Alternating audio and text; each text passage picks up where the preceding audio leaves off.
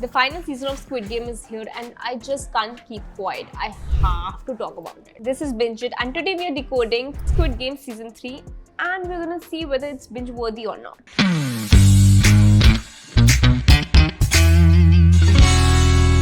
Created by South Korean filmmaker Hang Dang-hyuk for Netflix, Squid Game yet again pulled us into this gripping yet twisted world where 456 debt-ridden contestants fought for their survival. Season 1 was a classic. Season 2 built those stakes for us. And if you haven't watched both of these seasons, then you won't get Season 3. So you better go and catch up before you watch this review. Now, if I talk about the premise, Season 3 picks up right where Season 2 left off. After the failed rebellion and the loss of his closest ally, Gi-hun is devastated. He's broken, hopeless, and done with the system.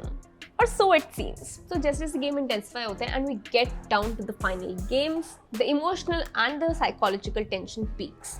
Now let's talk about the performances. Lee Jung-jae as Gi-hun once again delivers a masterclass. He takes us from being a man consumed by grief to someone who is fighting for a cause bigger than himself. You root for him, you ache for him, and when he breaks, you break too. Lee Young-hun returns as the front man, and this time we see shades of guilt and self-reflection. There's depth, conflict, and cold calculation all rolled into one. Once again, he's brilliant.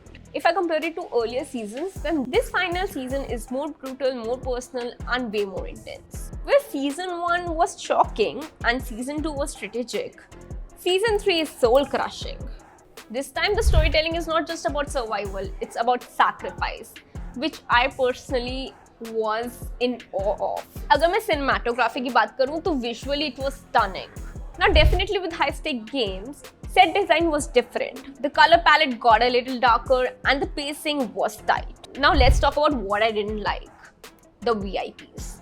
Their presence felt cartoonish, disconnected, and like a filler. While everything else, like writing, directing, and performances leveled up, the VIPs seem like they have been walked in from a different show. This particular subplot didn't land for me, especially in such a high-stakes, emotionally charged finale. So now let's come to the point. Should you binge Squid Game Season 3? Well, definitely, it's totally binge-worthy. It's brutal, emotional, and brings the story full circle with powerful performances and high-stakes storytelling.